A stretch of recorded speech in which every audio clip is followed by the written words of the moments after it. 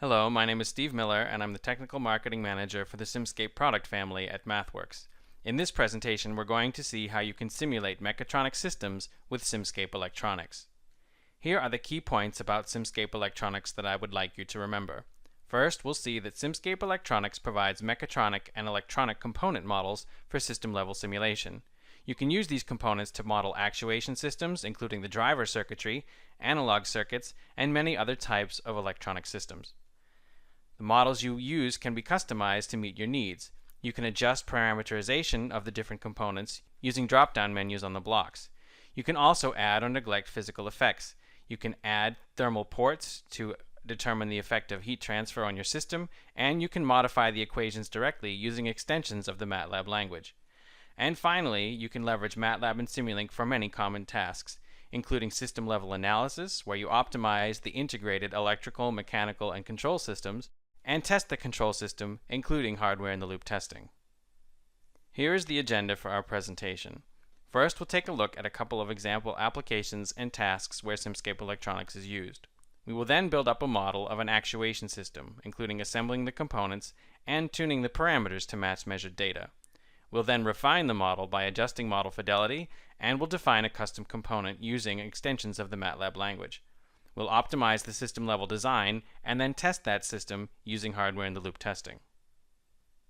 Simscape Electronics is used in a wide range of applications and industries. We'll look at an electromechanical actuator.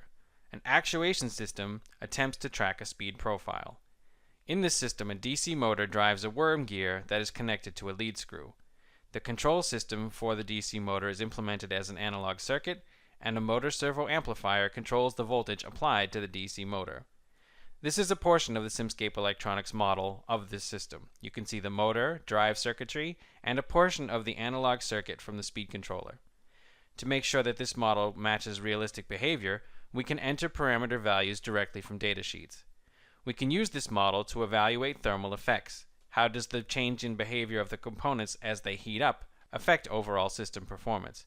And we can assess the effects of hardware implementation. We can include nonlinear effects in sensors and other electronic components and see how those nonlinearities affect system-level behavior.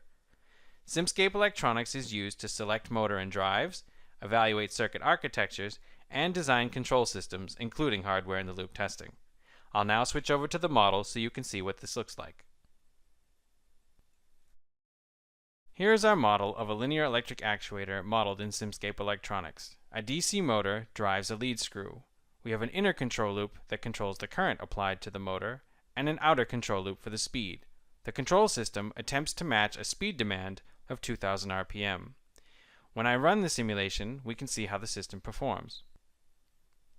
Here on this scope, you can see the sensor signal in yellow and the actual speed of the shaft in pink.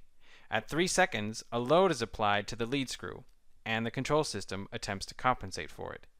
Our DC motor has been parameterized using equivalent circuit parameters. We could have also specified stall torque and no load speed, or rated power, rated speed, and no load speed. These are values commonly found on datasheets and would help us make sure that the model we create matches a realistic system. We also have components to assess the effects of hardware implementation. As we saw on the scope, the control system doesn't see the exact speed of the shaft, it sees the speed as reported by the sensor. That has been done using an incremental shaft encoder from Simscape Electronics. Including these types of nonlinearities can help us make sure that our design is robust. Our speed controller has been implemented as an analog circuit using Simscape Electronic components. We have band-limited op-amps, resistors, capacitors, and other analog components. The current controller in our system has also been modeled using Simscape Electronics. The drive circuitry for our motor has been implemented in 2 different ways.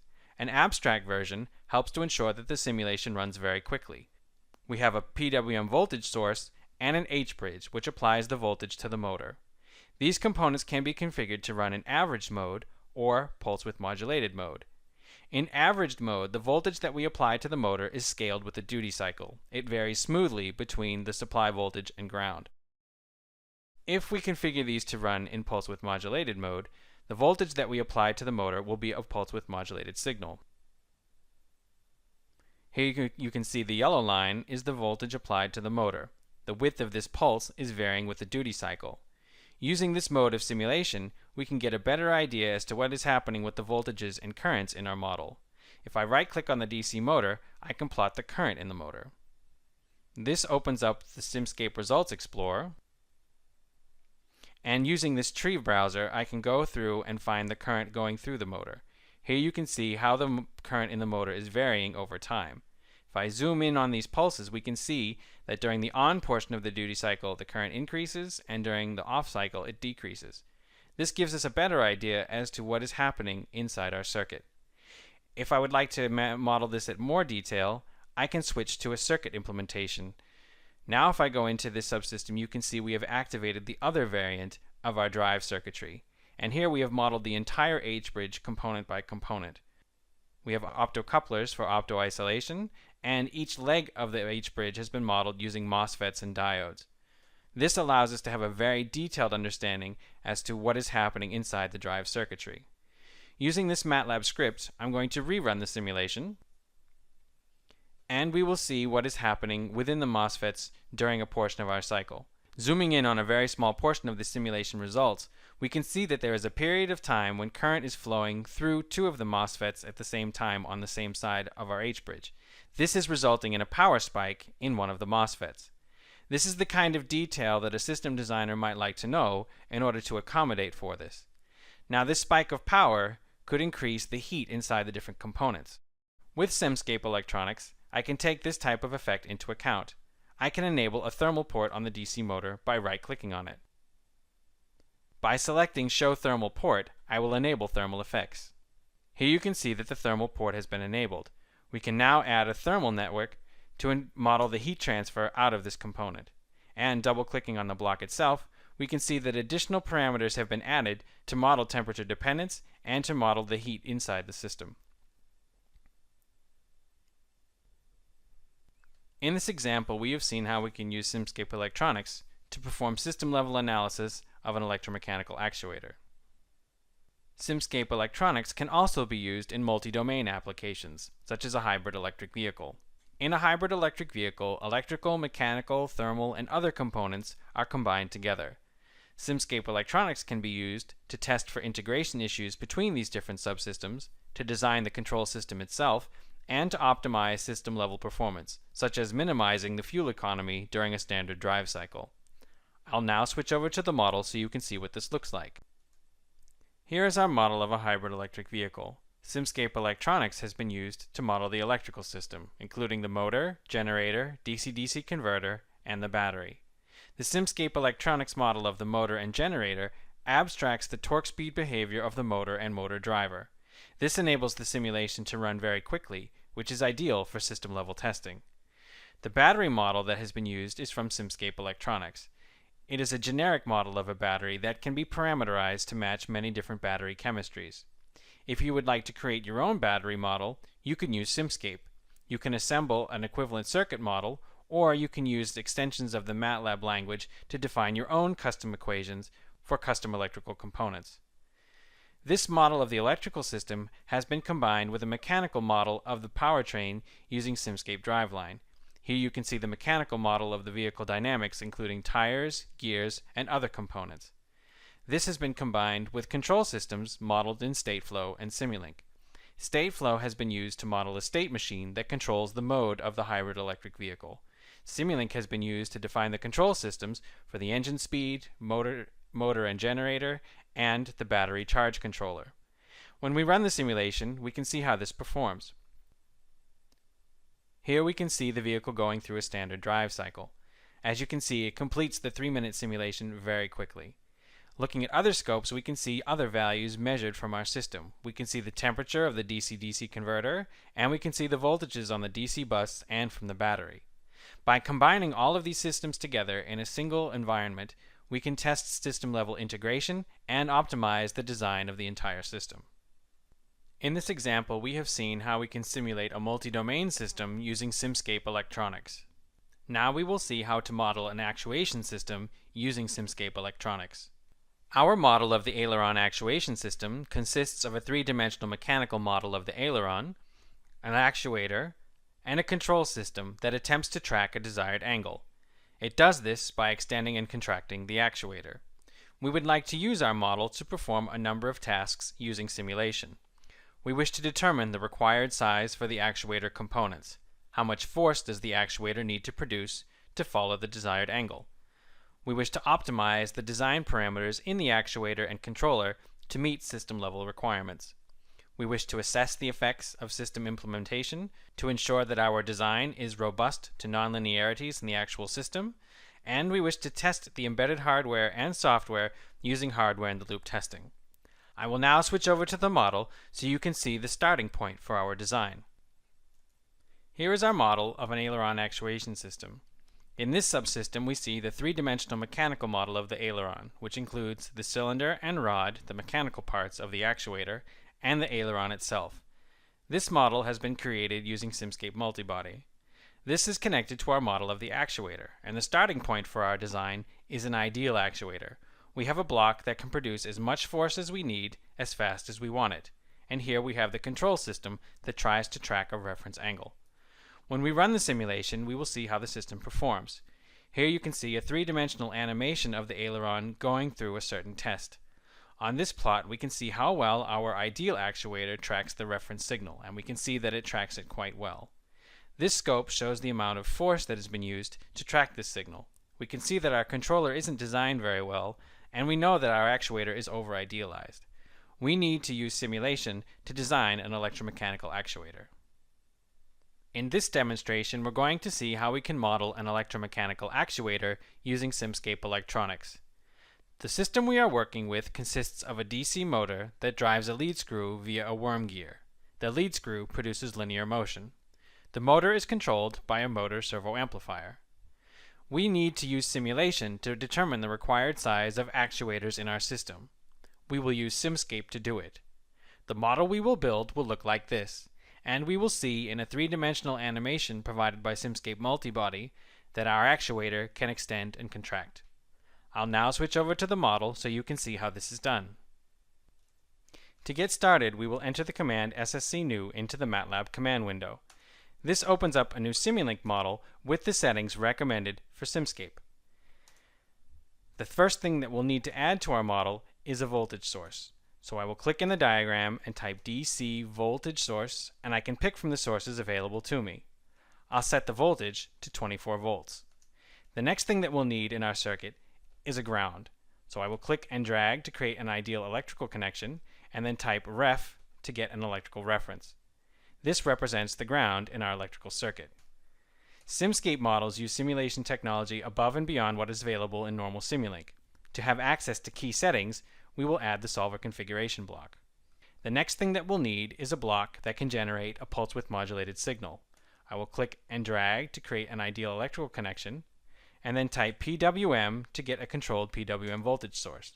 This block can create a pulse width modulated signal, which we will use to drive our motor. The next block we will need is an H-bridge circuit. So I will type in H, select H-bridge. This block represents an abstract model of an H-bridge circuit. I will connect the PWM pin to the pulse width modulated voltage block, and the rest of the pins can be connected to ground. We don't intend to, for this simple test, run the motor in reverse.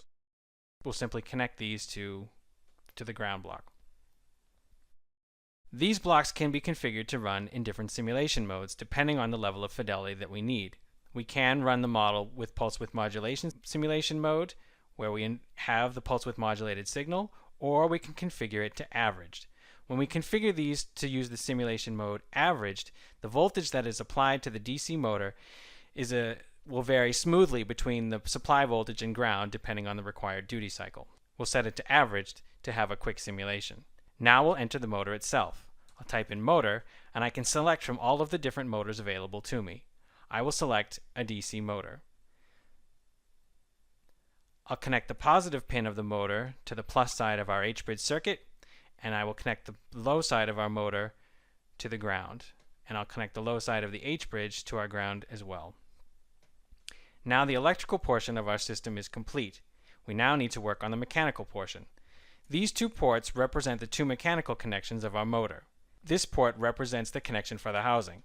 I will click and drag to create a mechanical connection and type in reference to attach it to a point fixed in space. This port represents the shaft of the motor. I will click and drag and then attach it to a gear block in order to increase the torque that the motor can produce. I'll then convert this rotational motion to linear motion by attaching a wheel and axle block. Finally, the translational motion of this wheel and axle block we will attach to a simple mechanical load. We'll simply attach it to a mass. At this point, our model is complete. We can run the simulation and see how it behaves. Right-clicking on the mass block and selecting View Simulation Data will open up the Simscape Results Explorer. If I go to the mass block, I can see the amount of force applied to the mass and the speed at which it is moving. I can see that my actuator is strong enough to move this load. I can also see the current that it required. If I go into the DC motor block and click on the inductor, I can see the amount of current that the system is currently drawing. So this is a very simple example with a very simple load. We have prepared a three-dimensional mechanical model of the aileron, and we would like to test our very simple actuator with a more complex load. So I will delete the mass block and connect this mechanical connection to our three-dimensional mechanical model of the aileron.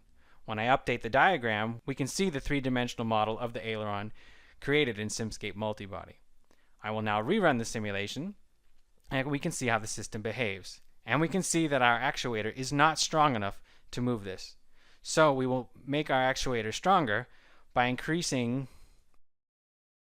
the strength of the motor, and we'll increase the mechanical advantage afforded by the wheel and axle. Now we will rerun the simulation, and we can see that the aileron is able to extend in one direction. Double-clicking on the wheel and axle block, we can drive it in the other direction by resetting this parameter. And we can see that the actuator moves in both directions. If we reload the data from the simulation, we can see we are still drawing about the same amount of current, so we have adjusted our components properly in order to get the simulation to move without drastically altering how the system behaves. In this demonstration, we have seen how we can use Simscape Electronics to design an electromechanical actuator. In this demonstration, we're going to see how we can estimate model parameters using measured data. We have a model of a motor driven by a servo amplifier. When we run the simulation, these are the results that we get. However, when we compare it to measured data from the actual system, we can see that these results do not match. A likely cause of this is that the model parameters are incorrect. To fix this problem, we're going to use Simulink design optimization to automatically tune the model parameters until the model produces realistic results. These are some of the parameters that we have in our motor. We're going to tune them until the results of the simulation match the measured results. Here are the steps that we'll go through. First, we will import the measurement data and select the data we will use for the estimation. Next, we will identify the parameters and the valid ranges for them. And finally, we will perform the parameter estimation. I will now switch over to the model so you can see how this is done. Here is the model that we're working with. A DC motor is driven backwards and forwards using an H-bridge circuit. When we run the simulation, we can see how it performs. The yellow line is the simulation results from the model, and the pink line is from measured data. We can see that they don't match. We are fairly certain that the reason is that parameters in our model are incorrect. Here we have defined them as MATLAB variables. These are the things that we wish to tune. In order to tune them, I'm going to use optimization algorithms, and I'm going to open up Simulink design optimization to accelerate that process. Here you can see the measured data. We want our simulation results to match these. These are the parameters that we wish to tune. I showed you the MATLAB variables in the model themselves. Here you can see the variables that we will tune, and we have set ranges for each of them. Now that we have the data and we've selected our parameters, we can run the estimation. During the estimation, we will get updates as to how the simulation is going, how the parameter values are evolving during the estimation, and we can see the number of runs that have taken place. So each time you see the simulation results down here blink, that means Simulink design optimization has run the model, compared the simulation results to the measured data, checked to see the sensitivity of the simulation to the parameters that it is tuning, come up with a new recommendation for the parameter values, and has prepared to run the simulation again. And you can see that this optimization process is running fairly quickly. Even if I knew the exact set of values I wanted to change, I wouldn't be able to enter them and rerun the simulation this quickly. Now, in this particular case, we are running the simulations sequentially, one after the other. However, we could accelerate this process even further by running the simulations in parallel. By simply selecting a checkbox and using Parallel Computing Toolbox, we could distribute these simulations across multiple cores on a single machine or across a computing cluster, and that would accelerate this process even further. So we can see that after a relatively short period of time, our simulation results are much closer to the measured data, and we can see that it has made quite a few changes in the parameter values in order to get them closer to the final results. At this point, I'm going to stop the estimation because I can see the results are already much better. The estimation would continue until the results of the simulation are within the tolerances that we set up for this estimation problem. But again, the results are quite close at this point, so we'll simply let the estimation run through one more iteration and then stop it there. And then I'll load the final results and show you what those look like. So we'll stop the estimation here. I will load the final set of results and rerun the simulation, and you can see that the results match extremely well. In this demonstration, we have seen how optimization algorithms can accelerate the process of tuning a model to match measured data. Now that we have seen how to build our model and tune model parameters, we will look at some of the options we have for adjusting the level of fidelity in our model. There are a wide range of component models provided with Simscape Electronics for mechatronic simulation. We will look at some of those and some of the options provided in order to adjust model fidelity. The semiconductor models in Simscape Electronics are appropriate for switching and signal amplification applications. You can parameterize them based on datasheets, and you can choose between simple and detailed variants depending on the level of fidelity required in your model. The semiconductor models also include thermal effects. You can include the effect of temperature on the behavior of the component, and you can model heat transfer to the environment in order to have the temperature of the component change over time. You can also measure power losses with the semiconductor models. You can determine the amount of power lost at any level of your circuit architecture using MATLAB commands. The motor models in Simscape Electronics cover both translational and rotational applications. You can parameterize them based on datasheets, or you can export data from finite element software and include it in your model. You can also specify electrical losses. The motor models can also include thermal effects, where the behavior of the motor and the motor driver depend on temperature, and you can model heat transfer to the environment. You can also choose to include or neglect switching effects in your simulation. By changing the simulation mode between averaged or pulse width modulated mode, you can include or neglect those effects in your simulation. The sensor models in Simscape Electronics cover a wide range of applications. There are both analog and digital sensors with multiple parameterization options. You can also choose to include or neglect sensor bandwidth. You can use these models to test the effects of sensor damage or failure on system performance.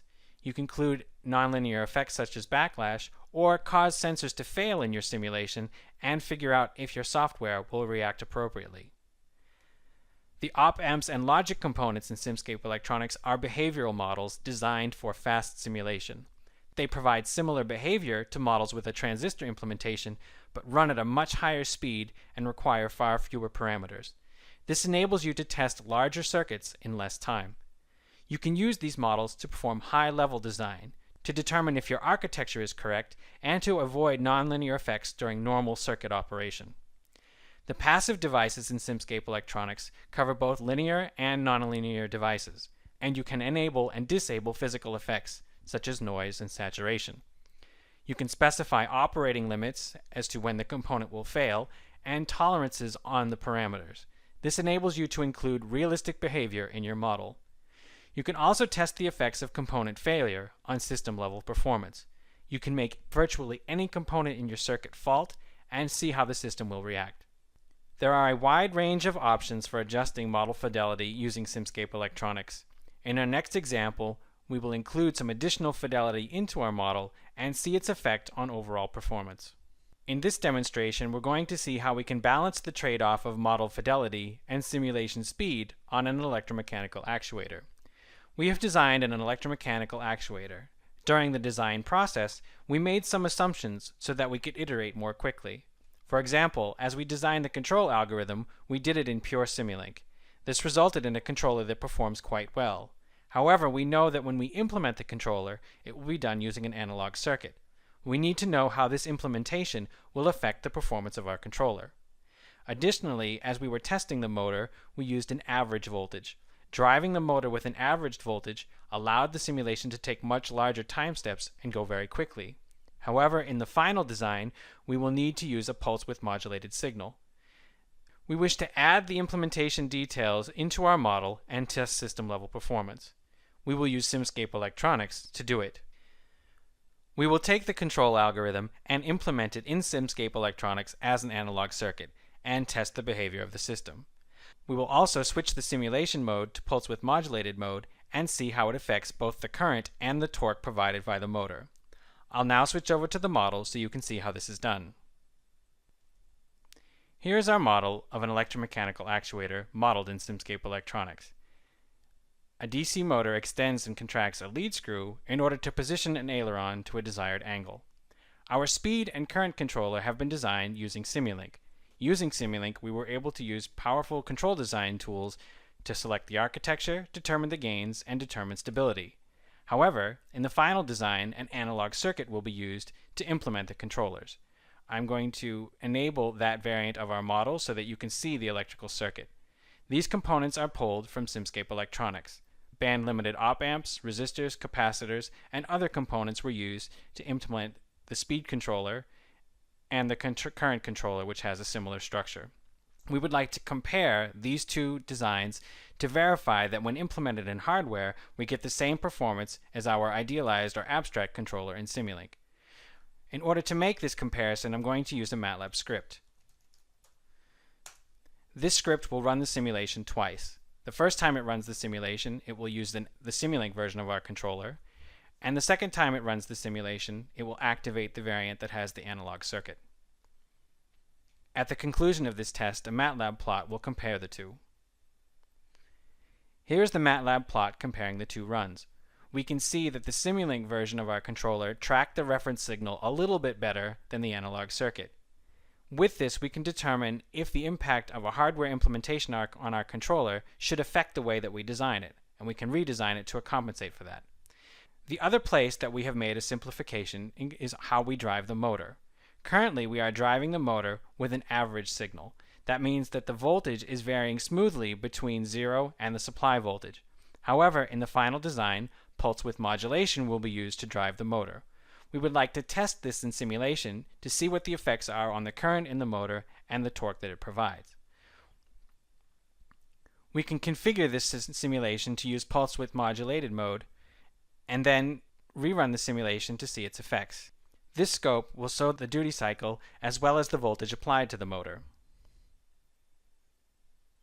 So here you can see we are simulating each of the pulse width modulated pulses to the motor. Because of all these events, the simulation has to take far smaller steps, and the simulation will take far longer to complete. However, the results will include a lot more information and detail about how the simulation is functioning. I'm going to stop the simulation and plot for you results from this longer test so you can see what it looks like. We're going to add it to the plot that we had before, and here you can see that the current through the motor in the averaged case is very close to that from the pulse width modulated test. However, we can see the variation in the pulse width modulation test, and then we can determine if these current levels and torque levels are acceptable for our design. We could take the level of fidelity to another level by implementing the H-bridge circuit completely with electronic components. I will switch to that variant now, and when we go into our electromechanical actuator, we can see that instead of using the abstract model of the H-bridge, our circuit has been implemented using electronic components. We have opto-isolators, and each leg of the H-bridge has been implemented using MOSFETs and diodes. Using this version of our H-bridge circuit, we could check the next level of implementation and see if it has any effect on the overall performance of our system. In this demonstration, we have seen how we can balance the trade-off of model fidelity and simulation speed, configuring our model to have just the level of detail that we require. We have seen that there are many ways to adjust the level of fidelity in our Simscape Electronics model. Now we will see how we can adjust the level of fidelity at the equation level. In this demonstration, we're going to see how we can define custom physical components in Simscape. Our model contains an analog circuit. The behavior of some of the components in our circuit is dependent upon temperature. We would like to include these effects in our model. We'll do that using MATLAB and Simscape. This is the equation that defines how our components behave as the temperature changes. With these parameters and this equation, we can create a new component. The code we use to create this component is based on MATLAB, it's object-oriented, and it allows us to define implicit equations, DAEs and ODEs. I'll now switch over to the model so that you can see what this looks like. Here's our model of an analog circuit. This represents a filter. When we run the simulation, we can see how it performs. This calculation shows us the gain of the filter, and here we can see the temperature. If I change the temperature to 250 and rerun the simulation, we will see that it has no effect on the gain. We have created a custom component whose resistance depends on temperature. Using this hyperlink, I have replaced those two resistors with my new custom component. When I rerun the simulation, we will see that the gain has changed. And if I adjust the temperature up further and rerun the simulation, we will see that the gain changes again. Taking a closer look at this component, we can see the parameters that I used to adjust its behavior with respect to changing temperature, and if we look at the source code, we can see the equations that were used. We're using an extension of MATLAB that allows us to define implicit equations for the behavior of this resistor.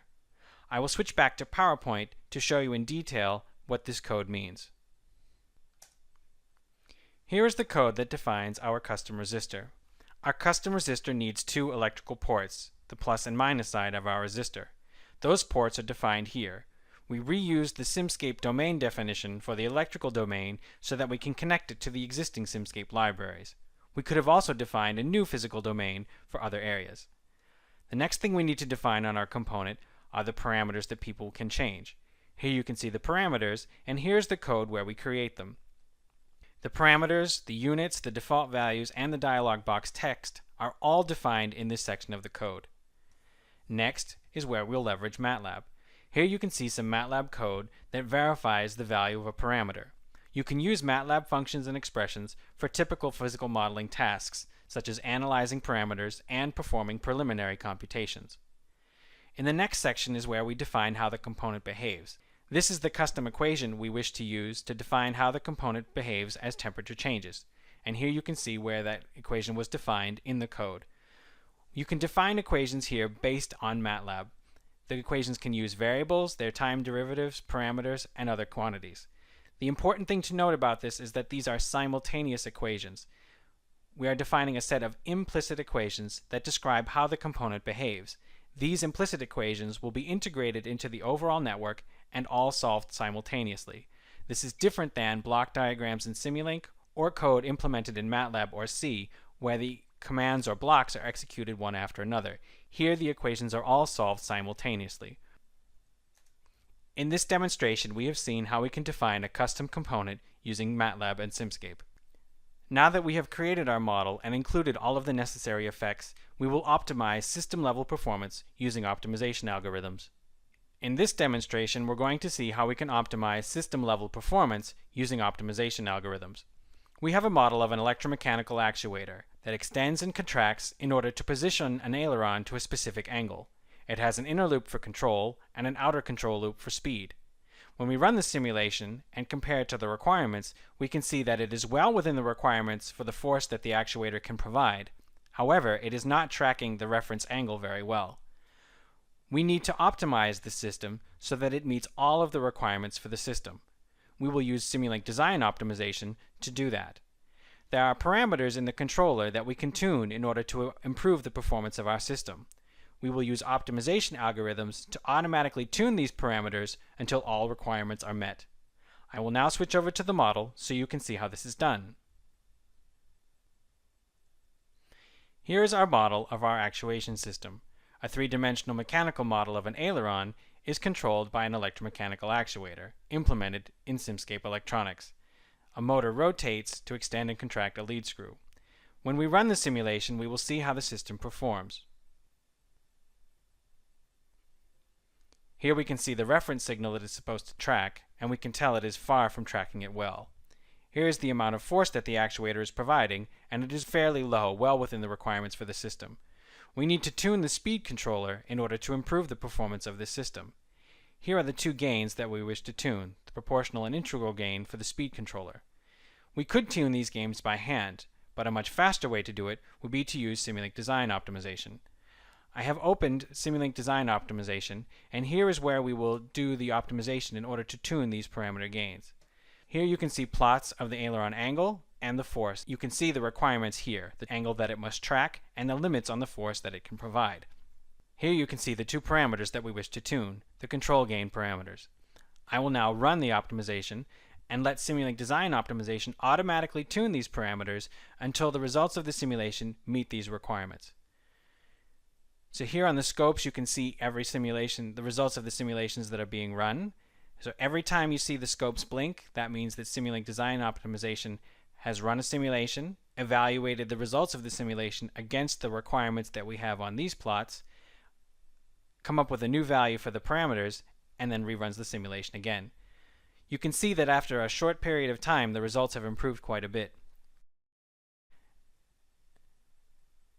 Right now we're running the simulations sequentially, or one after another. We could accelerate this optimization process even further by running these simulations in parallel. We could distribute them across multiple cores on my machine, or we could distribute them across the computing cluster. During the optimization, we can see the trajectory of the parameters, and we can see that it is evaluating how sensitive the system is to the different parameters in order to make a better guess as to what the results should be. And if we look at our requirements plots here, we can see that it is still within the limits that have been defined for the force the actuator can provide. In this particular example, I'm only tuning controller parameters, but it would also be possible to run this optimization tuning control parameters and parameters of the physical system. And that would be a way to truly optimize the overall design, optimizing both the controller and the physical system at the same time. So at this point I'm going to stop the optimization. We can see that the results are quite good and it is converging on an excellent result. I will stop the optimization and load the final results and rerun it so that you can see what they look like. So we can see that it is tracking the reference signal very well, and it's coming very close to the limits here that we have set for the force that the actuator can produce. In this demonstration, we have seen how we can use optimization algorithms to automatically optimize system-level performance. We have optimized the performance of our system using desktop simulation and ensured that the design meets system-level requirements. We will now reuse this model in hardware-in-the-loop testing to verify the behavior of the embedded software and hardware. In this demonstration, we will see how we can configure a model of an electromechanical actuator for hill testing. We have a model of an electromechanical actuator. We are satisfied with its performance in desktop simulation. We now wish to reuse it for hardware-in-the-loop testing. However, portions of our model are numerically stiff. We need to configure the solvers of the model so that it is real-time capable and convert it to C code so we can put it on the hardware-in-the-loop system. We will use Simscape local solvers and Simulink Coder to do this. Here are the steps that we'll go through. First, we will configure our model to use a fixed-step, fixed-cost solver appropriate for hill testing. We will rerun the simulation on the desktop to ensure that we get comparable results. We will then convert this model to C code and download it to the real-time target. Once there, we will rerun the simulation to ensure that we get the same results and that it runs fast enough so that it doesn't generate any overruns. Finally, we will do our test. We will vary a parameter in the physical system and see how the control system reacts. I will now switch over to the model so you can see how this is done. Here is our electromechanical model of an actuator for an aileron system. Here you can see the electrical model, which has a motor, a worm gear, and a lead screw. And if we go back up to the top level, we can see the three-dimensional mechanical model of the aileron. When we run the simulation, we will see how the aileron moves. As the actuator extends and contracts, the aileron moves through a certain angle following a reference signal. If we go back to our simulation to the top level, on the scope we can see how the aileron moves, and we see that it is tracking a reference profile reasonably well. We now wish to configure this model so that it can be used for hardware-in-the-loop testing. To do that, we're going to use this MATLAB script to walk us through the steps. The first step is to generate a set of reference results that we can use to verify that our fixed step solver settings are accurate. So we will rerun the model with our variable step solver and save those results on a figure window.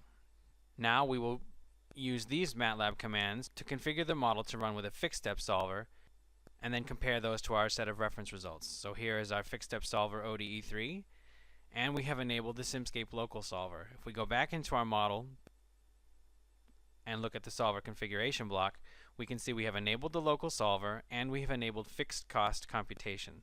That means we are limiting the amount of computation per time step, which will help us avoid overruns on the real-time system. Going back up to the top level, we will take those results and add them to our plot. And if we look closely at these results, we can see that the simulation with the fixed step results matches our reference results pretty closely, close enough for the test that we're going to run. Now we have our model configured to run with a fixed step solver, and we believe the speed is fast enough to run in real time. We're now going to configure the runtime parameters for our system. These are the parameters that we wish to tune on the real-time hardware. We want to change the value of this resistor on the real-time target during hardware-in-the-loop testing. So we are going to configure this to be a runtime parameter. This means we can vary the behavior of the physical system in simulation. This is what we would do in hardware-in-the-loop testing, where we would vary the behavior of the physical system and see how the embedded hardware and software behave. Now that we have configured our solvers and selected our runtime parameter, we're going to generate code and download it to the real-time target. If we switch over to the MATLAB window, we can see the messages being generated as the C code is created, and here we can see our real-time target, which is running Simulink real-time, and a monitor where we can monitor the behavior of the simulation. We'll see a plot shown on the monitor. We'll also be able to monitor the progress of the simulation on a Simulink scope as we execute in external mode. So the model is now on the real-time target. We will configure to run in external mode so that we can see how things are going on the Simulink scope. Then we will connect to the target and run the simulation. So the model is now running. You can see the behavior of the model on the monitor, and you can see that it is synchronized with the results on the scope. At the conclusion of our 10-second simulation, we will upload the results and see how they compare with the results we received in earlier runs. And we can see they match the fixed step simulation results from our desktop exactly and are fairly close to the results of our reference simulation. Now that we have confirmed that our model runs fast enough on the real-time hardware and doesn't generate overruns, we are going to change the value of that resistor. Using the commands getParam and setParam, we're going to reduce the value of that resistance by a factor of 3. Then using the command start, we are going to rerun the simulation. You can see the behavior of the simulation on the monitor. We're not running in external mode this time, so the results are not being updated on the scope. And at the conclusion of this test, we will upload those results to our figure window and compare. And we can see that we have changed the resistance value without regenerating C code, and we can see that the results of the physical system have changed. This would enable us to use this model in hardware-in-the-loop testing, again, changing the behavior of the physical system and seeing how the embedded hardware and software behave. In this demonstration, we have seen how we can configure a Simscape model for hardware-in-the-loop testing.